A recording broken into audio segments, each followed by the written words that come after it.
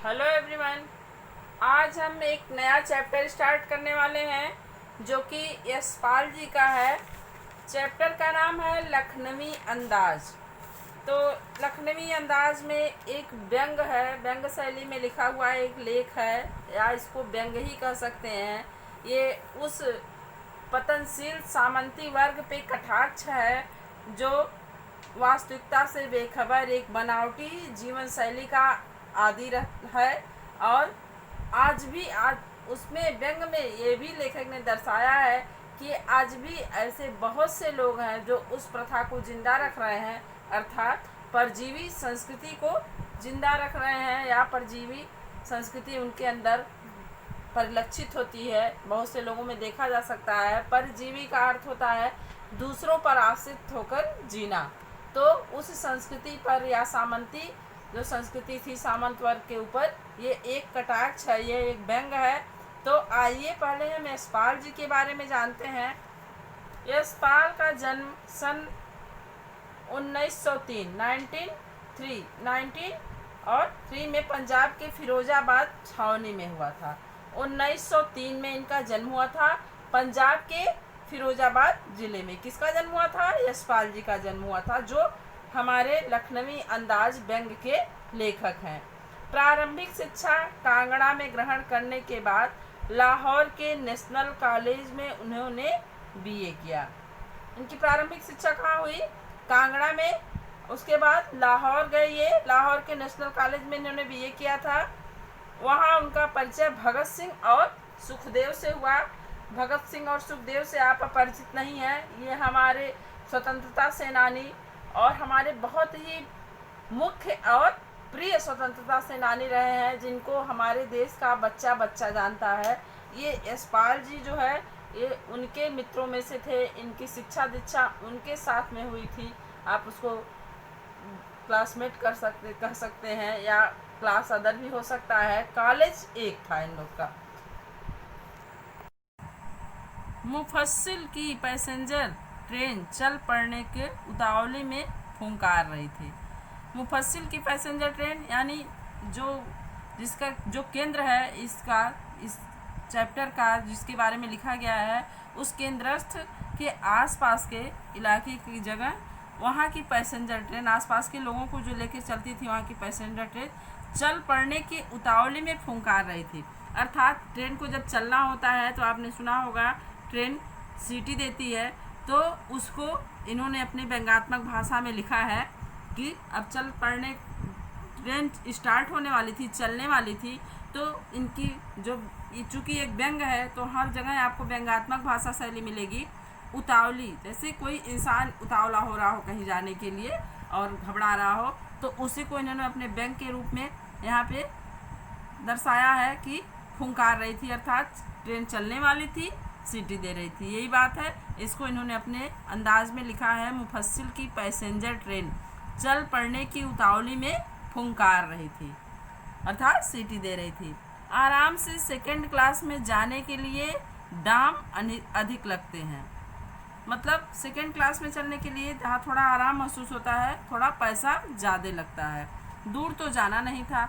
भीड़ से बचकर एकांत में नई कहानी के संबंध में सोच सकने और खिड़की से प्राकृतिक दृश्य देख सकने के लिए टिकट सेकंड क्लास का ही ले लिया। लेखक क्या कहना चाह रहा है कि दूर नहीं जाना था, नज़दीक ही जाना था, और सेकंड क्लास में पैसा ज़्यादा लगता था। अर्थात यहाँ एक विचार छुपा हुआ है कि कोई जरूरी नहीं सेकंड क्लास का जाना, या प्रथम सेकंड में तृतीय श्रेणी की यात्रा भी कर सकता है इंसान, लेकिन बहुत कम दूर जाना है। लेकिन फिर भी भीड़ से बचने के लिए और एकांत पाने के लिए नई कहानी के संबंध में कुछ सोचना था लेखक को, इसलिए उसको एकांत की आवश्यकता थी और खिड़की से प्राकृतिक दृश्य देख सकने के लिए टिकट सेकंड क्लास का ही ले लिया। द्वितीय श्रेणी का टिकट क्यों लिया सेकंड क्लास का? क्योंकि उसके कितने लाभ थे? वहाँ एकांत होता, क्योंकि उसमें ज़्यादा भीड़ नहीं होती है, क्योंकि उसमें पैसे ज़्यादा लगते हैं, और जनरल में ज़्यादा कम पैसे लगते हैं लेकिन भीड़ बहुत ज़्यादा होती है जनरल बोगी में। तो वही बताने का प्रयास किया गया है कि और सेकंड के क्या क्या फ़ायदे हैं। खिड़की में बैठने की आराम से जगह मिलती है, प्लस बहुत भीड़ नहीं होती तो एकांत मिल जाता है, और एकांत में आदमी अच्छे तरह से सोच सकता है, भले अच्छे ढंग से सोच सकता है। तो नई कहानी की विषय वस्तु सोचनी थी, उसके लिए भी इनको एकांत जगह चाहिए था। इसके अलावा भीड़ भाड़ से बचकर अगर खिड़की के पास आप बैठते हैं ट्रेन में तो आपको तरह तरह के प्राकृतिक दृश्य देखने को मिलते हैं, वो भी मिलता।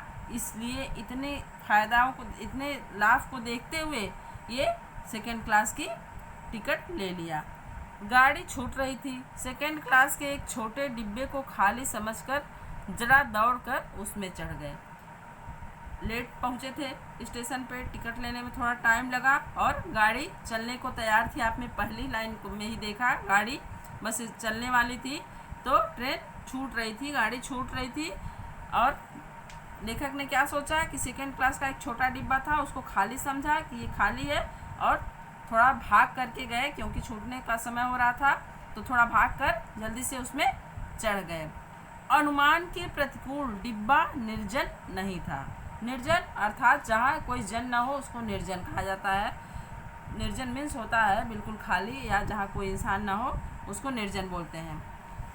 लेखक ने अनुमान यही लगाया था कि यह डिब्बा बिल्कुल खाली होगा अर्थात निर्जन होगा, लेकिन अनुमान के प्रतिकूल यानी ठीक अनुमान के विपरीत डिब्बा निर्जन नहीं था। वहाँ उसमें वो डिब्बा बिल्कुल खाली नहीं था। एक बर्थ पर लखनऊ के नवाबी नस्ल के एक सफ़ेद पोश सज्जन बहुत सुविधा से पलथी मारे बैठे थे। एक बर्थ पर कौन बैठा था? लखनऊ के नवाबी नस्ल के, अर्थात लखनऊ के नवाब बहुत मशहूर हैं। हर बात में लोग उदाहरण भी देते हैं, मुहावरे के रूप में इसका प्रयोग होता है कि कहाँ से के लखनऊ के नवाब हैं। तो लखनऊ के नवाब काफ़ी फेमस है इस मामले में। तो लखनऊ के नवाबी नस्ल के नवाब तो रहे नहीं होंगे, लेकिन वही रहन सहन था, अर्थात उन्हीं के खून खानदान के एक सफ़ेद पोश यानी एक भद्र व्यक्ति सज्जन बहुत सुविधा से आराम से, काफ़ी आराम तलब होकर पलथी मारकर, दोनों पैर ऊपर उठा के जैसे पलथी मारते हैं पूजा इत्यादि करने के लिए, पलथी मारकर एक बर्थ पर बैठे हुए थे। सामने दो ताजे चिकने खीरे तौलिए पर रखे थे। सामने क्या रखा था? एक तौलिया बिछा हुआ था, उस पे एकदम ताजे और चिकने खीरे तौलिए पर रखे हुए थे। डिब्बे में हमारा सहसा कूद जाने में सज्जन की आंखों में एकांत चिंतन में विघ्न का असंतोष दिखाई दिया। देखिए, सारी बातें आपको जो मिलेंगी वो व्यंग्यात्मक शैली में मिलेंगी। यहाँ आप नॉर्मल शब्द में बात कर सकते हैं कि डिब्बे में मैं सहसा जैसे ही प्रवेश किया हमने, लेकिन क्या लिखते हैं? डिब्बे में हमारे सहसा कूद जाने से। कोई डिब्बे में कूद के थोड़ी न जाता है, लेकिन यहाँ उनका व्यंग छिपा हुआ है। ऐसा क्यों? क्योंकि सज्जन की आंखों में एकांत चिंतन में विघ्न का असंतोष दिखाई दिया। वे जो सज्जन वहाँ बैठे हुए थे उनको काफ़ी संतुष्टि थी कि मैं यहाँ अकेले हूँ और अकेले आराम से रहूँगा, इसलिए पलथी मार के आराम से वे एक बर्थ पे बैठे हुए थे, सामने दो खीरे रखे हुए थे। तो उनको ऐसा महसूस हुआ कि अब मेरे एकांत में विघ्न आ गया है, कोई और आ गया इस डिब्बे में। सोचा हो सकता है यह भी कहानी के लिए सूझ की चिंता में हो, या खीरे जैसी अपदार्थ वस्तु को का शौक करते देखे जाने के संकोच में हो।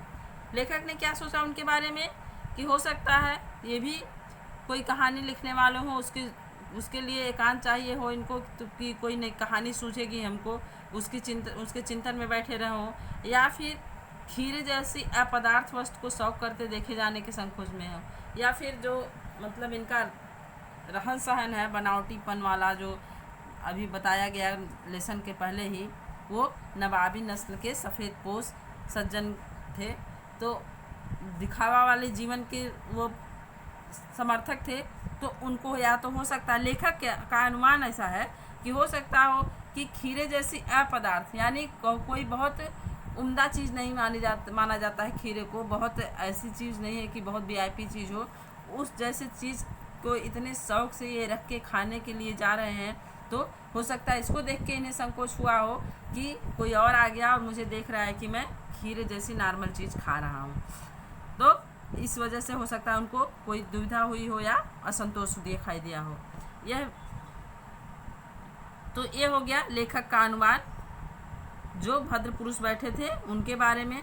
नवाब साहब ने संगति के लिए उत्साह नहीं दिखाया। संगति के लिए अर्थात कि मतलब कोई आ गया तो उसके साथ अब 1 से 2 हो जाएंगे। सफ़र में होता है ना इंसान को कि अकेले बोरिंग होता है या होते हैं इंसान, तो सोचते हैं कोई और आ जाए। कोई आ जाता है, थोड़ा सा उत्साह दिखता है, उससे बातचीत करने का आदमी उत्सुक होता है कि हाँ कौन आदमी, कैसा आदमी है। लेकिन नवाब साहब ने कोई इस तरह का उत्साह नहीं दिखाया, उनको कोई उत्सुकता नहीं जागी, अपितु वो असंतोष दिखाई दिया कि इनके एकांत में खलल पड़ गया, विघ्न पड़ गया। हमने भी उनके सामने की बर्थ पर बैठकर आत्मसम्मान में आंखें चुरा ली। जब उन्होंने कोई उत्साह नहीं दिखाया तो इनको भी लगा कि मेरे भी आत्मसम्मान को ठेस पहुंचेगी अगर मैं पहले पहल करूंगा, परिचय करना चाहूँगा। तो इन्होंने भी अपनी आंखें दूसरी साइड कर ली, यानी नवाब साहब को न देखते हुए कहीं दूसरे साइड ही अपने में मग्न हो गए और उनके सामने पर की बर्थ पर आराम से बैठ गए। खाली बैठे कल्पना करते रहने की पुरानी आदत है। अर्थात जब खाली बैठे हों, कि अक्सर आम इंसान की आदत होती है, अगर वो चुपचाप एकांत में बैठा है तो कुछ न कुछ कल्पना करता रहता है। तो ये तो लेखक हैं, तो ये तो अगर अकेले बैठेंगे तो कल्पना करेंगे ही करेंगे। इनको तो कल्पना के जगत में ही रहकर सब कुछ अपना लिखते हैं लेखक, चाहे वो यथार्थवादी लेखक ही क्यों ना हो, लेकिन वो कल्पनाशील होते हैं। लेखक का स्वभाव होता है कल्पनाशीलता। तो खाली बैठे कल्पना करने की पुरानी आदत है। लेखक कह रहा है कि खाली बैठकर कल्पना करने की पुरानी जो आदत है, नवाब साहब की असुविधा और संकोच के कारण का अनुमान करने लगे। तो अब क्या कल्पना कर रहे हैं कि नवाब साहब ये जो गाड़ी में बैठे हैं भद्र पुरुष, जो जिसको लेखक ने बताया नवाबी नस्ल के हैं, उनको क्या उपमा दे नवाब साहब को की असुविधा और संकोच के कारण का अनुमान करने लगे। अभी ऊपर की लाइन आपने जो देखी, उन्होंने क्या क्या अनुमान लगाया उनके बारे में कि क्यों इनको असंतोष हुआ या क्यों संकोच कर रहे हैं। तो अब फिर वही काम कर रहे हैं, नवाब साहब की असुविधा और संकोच के कारण का अनुमान करने लगे। किस कारण से इनको संकोच हो रहा है उसका अनुमान लगाने लगे। अपने मन में ही बैठे अपने ख्यालों में खो गए और अनुमान लगा रहे हैं, कल्पना कर रहे हैं कि नवाब साहब को कैसे कैसे असुविधा हुई, क्यों ये संकोच कर रहे हैं। संभव है नवाब साहब ने बिल्कुल अकेले यात्रा कर सकने के अनुमान में किफ़ायत के विचार से सेकंड क्लास का टिकट खरीद लिया हो और अब गवारा न हो कि शहर का कोई सफ़ेद पोश उन्हें मझले दर्जे में सफ़र करता देखे। क्या कह रहे हैं कि हो सकता है नवाब साहब सोचे होंगे कि अकेले ही यात्रा करेंगे, कौन हमें देख रहा है, चलो सेकंड क्लास का टिकट ले लेते हैं, फर्स्ट क्लास का न लेके सेकंड क्लास का ले लेते हैं, कोई देखेगा तो है नहीं मुझे कि किस बर्थ में गए, कौन सा टिकट लिया, सेकंड क्लास का लिया, फर्स्ट क्लास का लिया कि जनरल का लिया। सेकंड क्लास में आराम भी रहेगा और पैसे भी कम लगेंगे, तो सेकंड क्लास का टिकट खरीद लिए हो। और अब ये कोई और भी सज्जन उसमें आके बैठ गया तो इसलिए उनको ये उचित नहीं लग रहा है या उनके लिए ये मनमाफिक बात नहीं है, उनको बुरा लग रहा है, संकोच हो रहा है कि कोई उनको और भी उनको मझले दर्जे के सफ़र करते देख रहा है। यानी उनको तो फर्स्ट क्लास में एसी में सफ़र करना चाहिए, यहाँ मझले दर्जे में यानी सेकंड क्लास 20 की वाले टिकट पे ये यात्रा कर रहे हैं, तो इसलिए हो सकता है बुरा लग रहा है। ये लेखक का कल्पना है, लेखक अपनी कल्पना की दुनिया में है कि क्यों किस कारण से नवाब को असुविधा हो रही है, नवाब साहब को।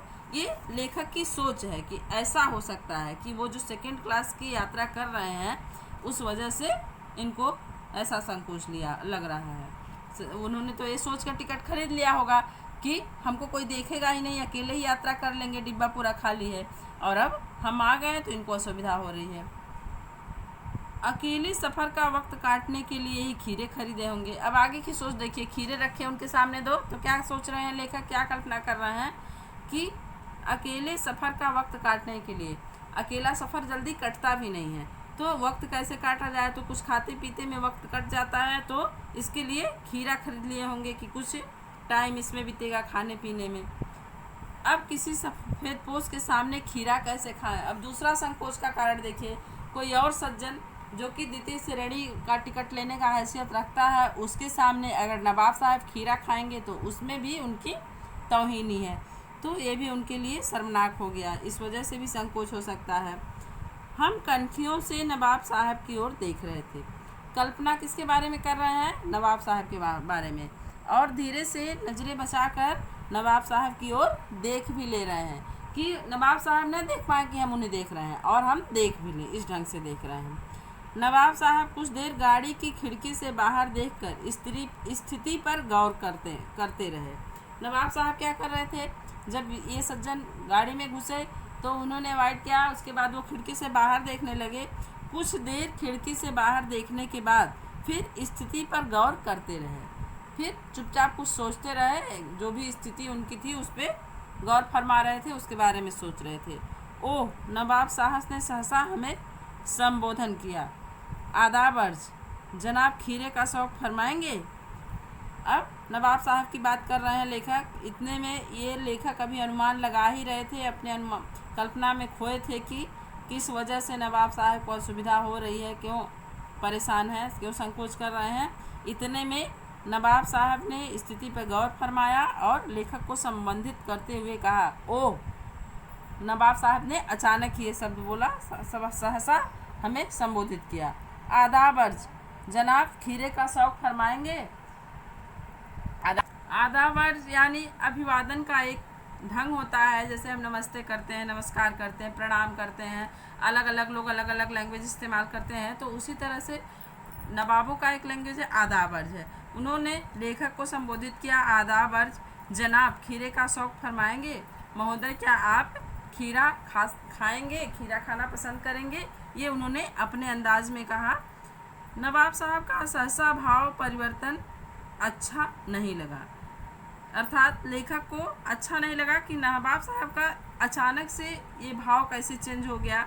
वो अभी तो अकेले में गुमसुम थे, फिर कैसे शांत हो, मतलब एकदम से बोलने लगे या बातचीत करने लगे हमसे, कि क्यों बातचीत करना चाहे। ये लेखक को पसंद नहीं आया ये नवाब साहब का परिवर्तन।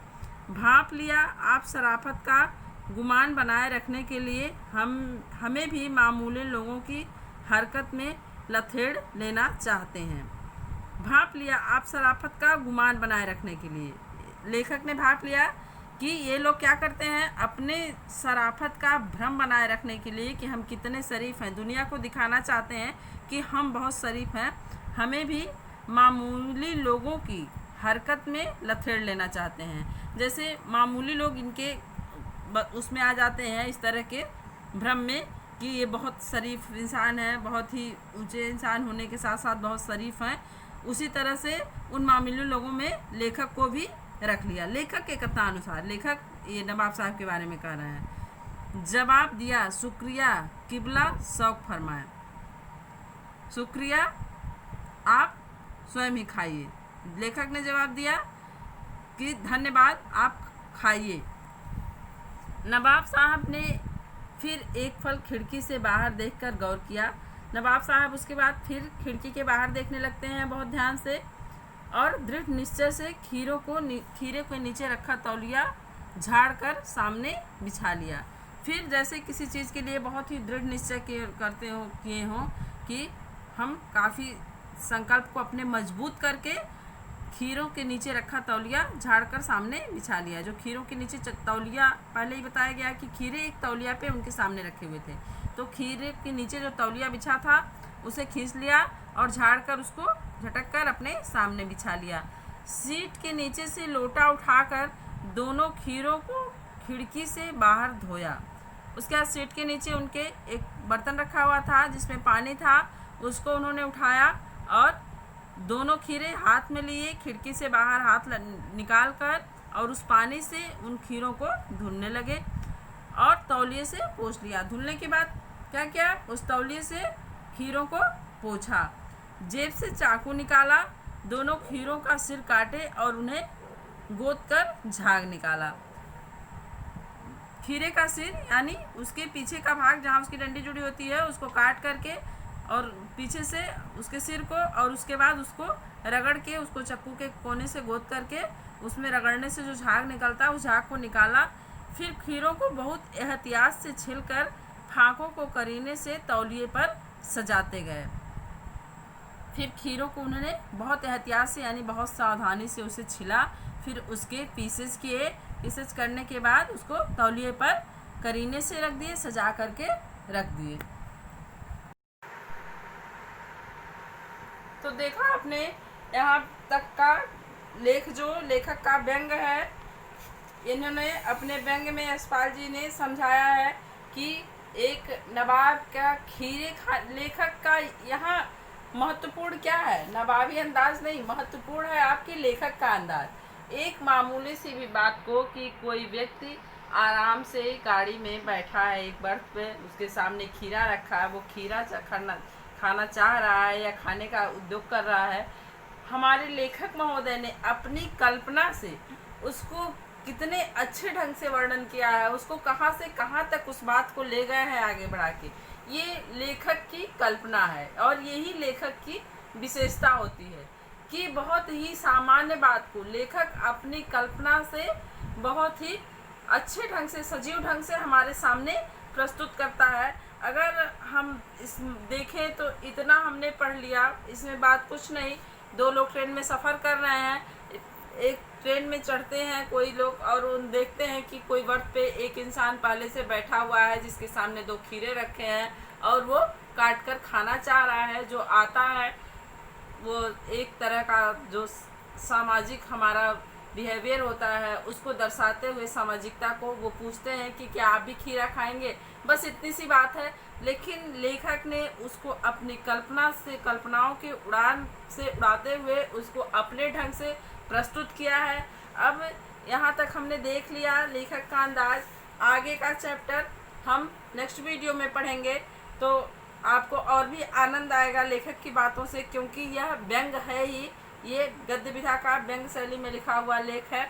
तो आपने इसको पढ़ लिया, लेखक नवाब साहब किस ढंग से खा रहे हैं उसका भी वर्णन आपने देखा कि कैसे जेब से चाकू निकालते हैं, किस तरह से उसको काटते हैं। इसको भी लेखक ने अपने कल्पना के हिसाब से लिखा है कि खीरों को किस ढंग से रखते हैं, इसको भी लेखक ने बताया है।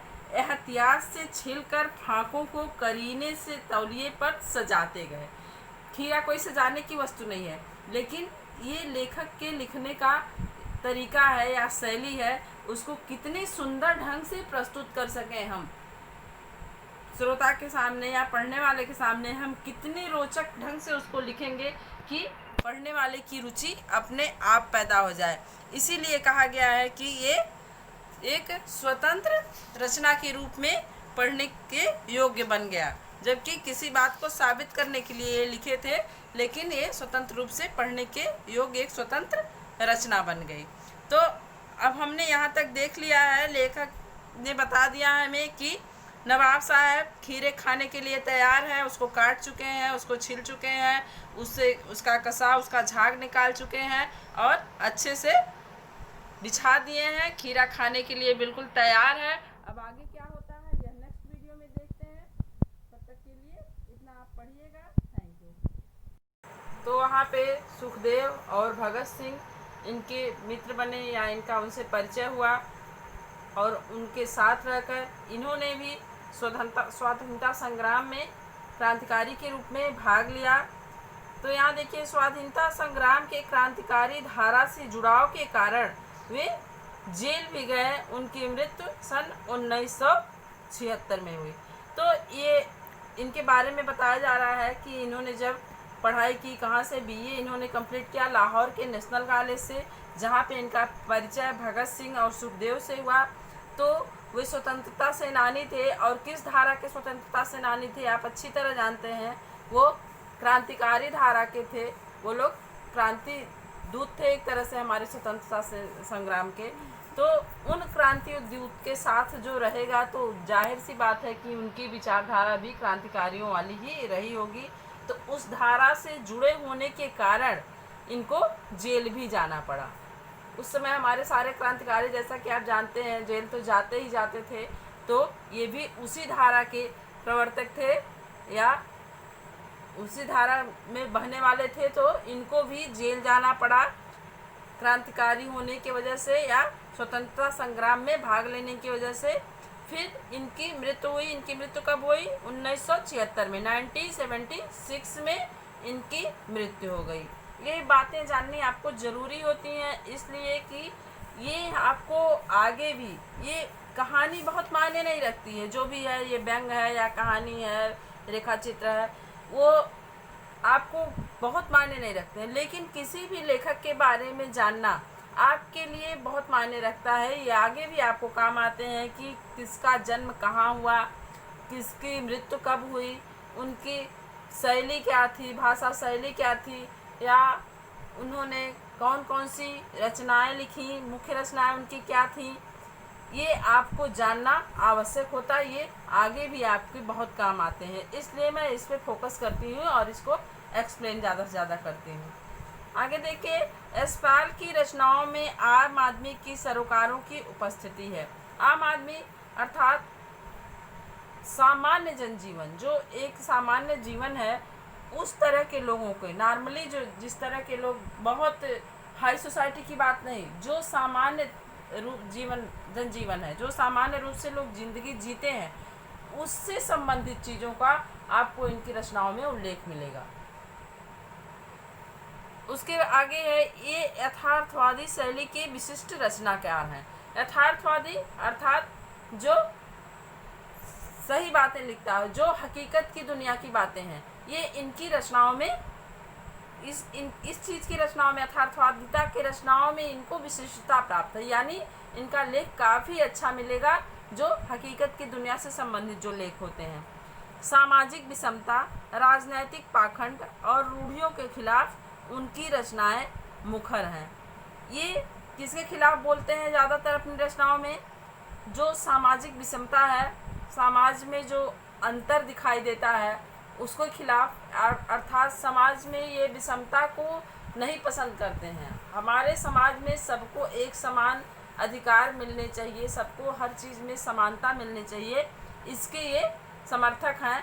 तो सामाजिक विषमता के खिलाफ ये मुखर हैं अपने लेखों में। इसके अलावा राजनैतिक पाखंड, राजनीति में जो ढोंग, प्रपंच, सफ़ेदपोशी या झूठ फरेब, जो भी राजनीति की दुनिया के जो दुर्गुण हैं, उसके खिलाफ ये अपनी रचनाओं में मुखर होकर बोलते हैं, या इनकी रचनाओं में इन बातों को मुख्य रूप से रखा जाता है। फिर रूढ़ियों के खिलाफ भी इन्होंने अपनी रचनाओं में आवाज़ उठाई है। रूढ़ियाँ अर्थात हमारे समाज में जो कुछ रूढ़ियाँ प्रचलित हैं, कुछ मान्यताएं हैं ऐसी जो रूढ़िवादिता को समर्थित करती हैं या रूढ़िवादिता का समर्थन करती हैं, उनके खिलाफ भी इन्होंने अपनी रचनाओं में आवाज़ उठाई है मुख्य रूप से।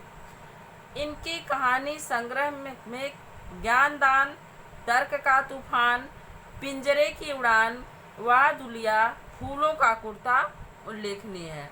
ये इनकी मुख्य रचनाएं कौन कौन सी हैं? ज्ञानदान, तर्क का तूफान, पिंजरे की उड़ान, वादुलिया, फूलों का कुर्ता, ये इनकी उल्लेखनीय रचनाएं हैं। यानी काफ़ी अच्छी रचनाएं हैं जिनका उल्लेख हर जगह मिलता है।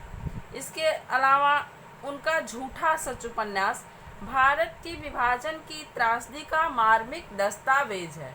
अर्थात जब देश का विभाजन हुआ, यानी भारत और पाकिस्तान का जब बंटवारा हुआ था, उस समय जो त्रासदी, जो परेशानी लोगों को झेलनी पड़ी, हमें झेलनी पड़ी, उस परेशानी को इन्होंने इतने मार्मिक ढंग से इस उपन्यास में वर्णित किया है, इतना मार्मिक वर्णन किया है उसका, कि इस उपन्यास को विभाजन की त्रासदी का मार्मिक दस्तावेज ये नाम दिया गया, या ऐसा उसको कहा जाता है। उसके आगे इनके कुछ और भी उपन्यास हैं। इसके अलावा झूठा सच के अलावा ये अमिता है, दिव्या, पार्टी कामरेड, दादा कामरेड, मेरी तेरी उसकी बात, ये सब इनके झूठा सच के अलावा ये कुछ और उनके मुख्य उपन्यास हैं। भाषा इनकी कैसी है? भाषा इनकी स्वाभाविक और सजीव है। भाषा में इनके आपको स्वाभाविकता दिखेगी, कोई बनावट नहीं, कोई इस तरह की बात नहीं कि किस शैली से कौन सी भाषा आई है जो आपको समझ में नहीं आती हो, जो कुछ रचनाओं में, किसी लेखक की रचनाओं में आपको मिलता है कि आपको सोचना पड़ता है इसका मतलब क्या हुआ। ऐसा नहीं है, इनकी भाषा स्वाभाविक है, जो स्वाभाविक रूप से लोग बोलते हैं। इसके अलावा इनकी भाषा में सजीवता है, यानी वर्णन करने का जो तरीका है बहुत ही सजीव है, आपको आकर्षित करने वाला या रुचिकर है।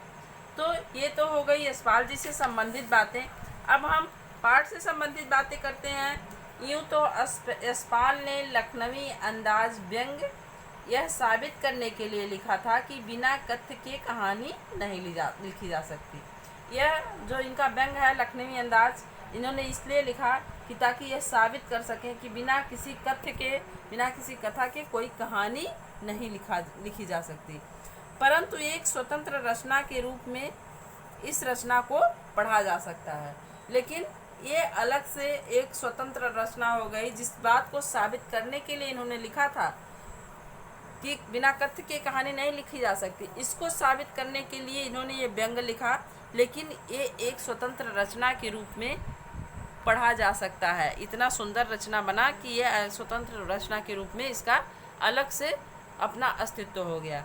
यशपाल उस पतनशील सामंती वर्ग पर कटाक्ष करते हैं जो वास्तविकता से बेखबर एक बनावटी जीवन शैली का आदी है।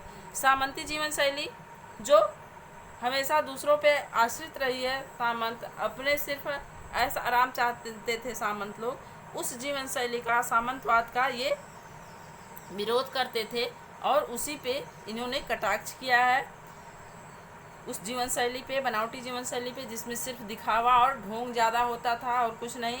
कहना न हो गया कि आज के समय में भी ऐसे परजीवी संस्कृति को देखा जा सकता है। यह कहना नहीं है कि आज ऐसे लोग नहीं हैं, आज भी ऐसे लोग हैं जो हमारे समक्ष दिखाई देते हैं, परजीवी संस्कृति के जो पालक हैं। परजीवी अर्थात दूसरों पे आश्रित होकर जीने वाले या दूसरों के आधार पर जीने वाले, उन्हें ही परजीवी कहा जाता है। तो ये तो हो गई लेसन की बात। आगे देखते हैं लखनवी अंदाज।